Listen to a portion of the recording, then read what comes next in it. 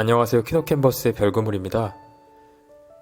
요즘 다양한 이유로 이런저런 글을 쓰시는 분들이 많은데요.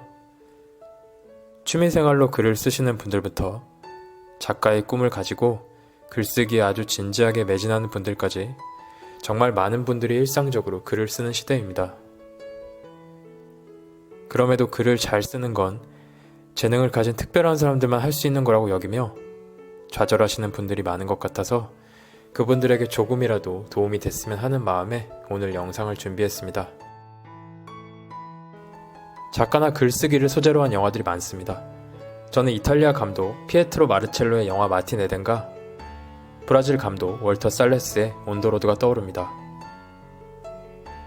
봉준호 감독은 2020년 3월 영국의 권위 있는 영화 잡지 사이트 앤 사운드를 통해 마틴 에덴을 지난 10년간 베스트 영화 10편 중 한 작품으로 꼽았습니다. 마틴 에덴은 동명의 소설인 마틴 에덴을 원작으로 하고 있으며 이 소설은 미국 작가 잭 런던의 자전적인 이야기를 담고 있습니다. 마틴 에덴의 주인공 마틴 에덴은 통조림 공장일, 얼음 배달, 신문 배달을 하며 가난하게 살아가면서도 작가의 꿈을 꿉니다.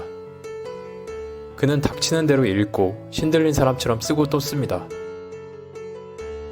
마틴 에덴은 제대로 된 교육을 받지 못했음에도 타고난 문학적 재능과 언어에 대한 감각으로 세상을 놀래킬 만한 작품들을 써냅니다.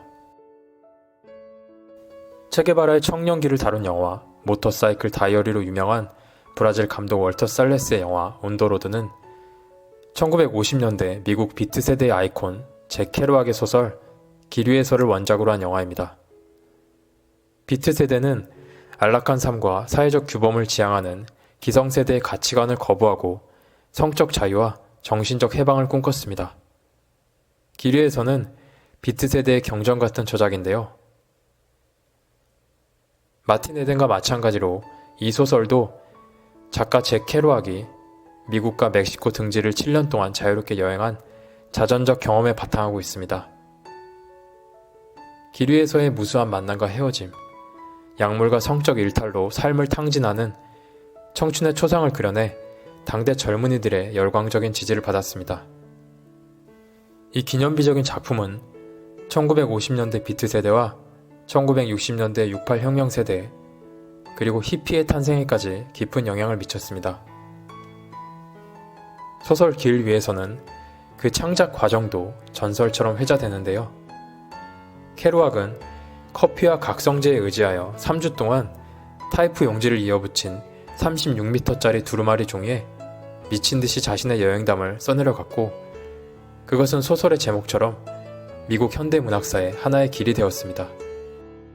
많은 사람들이 작가란 잭 런던이나 잭 케루악처럼 놀라운 재능과 독보적인 감수성을 타고난 존재라고 생각합니다. 그들이 번개가 치듯 내리꽂히는 영감에 의해 단숨에 글을 써내려 간다고 생각합니다. 그런데 아우슈비츠의 증언자로서 이것이 인간인가, 주기율표 등의 뛰어난 작품으로 세계적인 명성을 떨쳤던 유대인 작가 프리모 레비는 자신의 어린 시절 글쓰기 실력에 대해 이렇게 말합니다. 고등학교 때는 작문에 매우 약했습니다. 작문 실력이 형편없는 학생이었고 낙제에 가까운 성적을 받았지요. 10점 만점에 3점, 학생들 가운데 3명이 3점을 받았는데 그중 2명이 작가가 되었지요. 뉴욕 3부작, 달의 궁전 등의 소설로 유명하며 명실공히 미국 현대문학을 대표하는 작가인 폴 오스터는 이렇게 말합니다. 저는 만족스러울 때까지 한 문단을 계속 쓰고 또 씁니다. 그 문단이 적절한 모양, 적절한 균형, 적절한 음악을 얻게 될 때까지 계속해서 고쳤습니다. 그래서 그 문단이 투명해지고 쉽게 쓰인 것 같고 더 이상 지어낸 것이 아니라는 느낌이 들 때까지 고쳐 쓰지요. 한 문단을 완성하는데 어떤 때는 하루, 어떤 때는 반나절, 어떤 때는 1시간, 어떤 때는 3일이 걸리기도 하죠. 그래도 그런 대단한 작가들은 글을 쓰는 자기만의 노하우를 터득하면 그 다음부터는 훨씬 능숙하게 쓸 수 있을 거라고 생각하기 쉽습니다. 하지만 폴 오스터는 이렇게 말합니다. 각각의 책은 다 새로운 책이지요. 예전에 써본 적이 없으며 써가면서 스스로에게 글 쓰는 법을 새롭게 가르쳐야만 하죠. 제가 과거에 책을 썼다는 사실은 전혀 아무런 역할도 하지 못하는 것처럼 보입니다. 항상 초심자라고 느끼며 계속해서 똑같은 문제, 똑같은 장애물, 똑같은 절망에 부딪히지요. 작가로서 너무도 많은 실수를 저지르고 너무도 많은 형편없는 문장과 생각을 지워버리고 너무도 많은 가치 없는 부분들을 버리면서 마침내 배우는 것이라고 제가 얼마나 어리석은가 하는 점입니다. 일본을 대표하는 작가이며 세계적으로 엄청난 대중적 인기를 누리는 무라카미 하루키는 어떨까요? 하루키 정도면 마이다스의 손처럼 문장에 손만 대면 황금 같은 문장들이 쏟아져 나올 것 같은데요.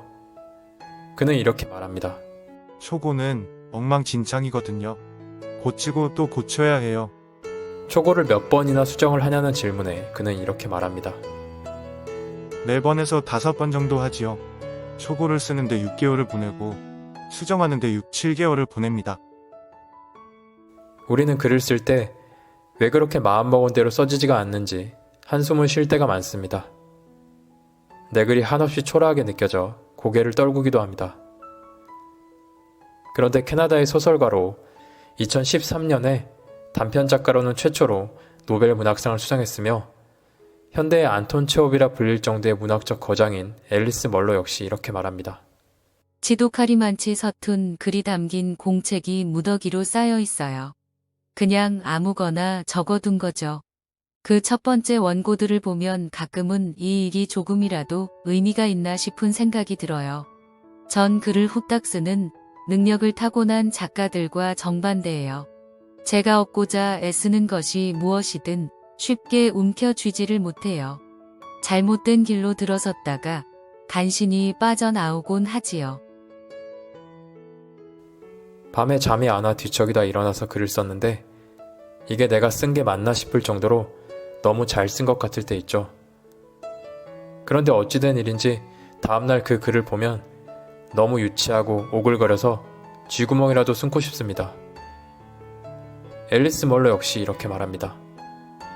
어느 날 글을 쓰고는 매우 흐뭇해해요. 평소보다 많은 분량을 썼거든요. 그러다 다음날 잠에서 깨면 더 이상 쓰고 싶지 않아져요.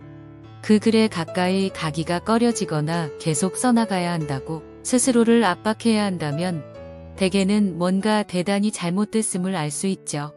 그러고는 제가 쓸 수 있는 다른 것을 생각해요. 일종의 연애 같아요. 마음에 전혀 들지 않는 새로운 남자와 데이트를 함으로써 그 모든 실망과 고통에서 벗어나려고 하는 거예요. 존재만으로 현대문학의 역사, 그 자체라고 할 수 있는 이런 위대한 작가들조차도 글을 쓴다는 것은 대단히 어렵고 여러 실망감과 좌절을 동반하는 일입니다. 그러니 혹시 타고난 재능이 없다고, 글 쓰는 게 너무 안 풀린다고 좌절하는 분이 계시다면 위대한 작가들은 그런 어려움을 가뿐히 뛰어넘는 초인적인 존재가 아니라 그 거대한 벽 앞에서 용기 있게 분투하는 존재라는 걸 생각하시면서 조금이라도 위로를 받고 힘을 내셨으면 합니다. 감사합니다.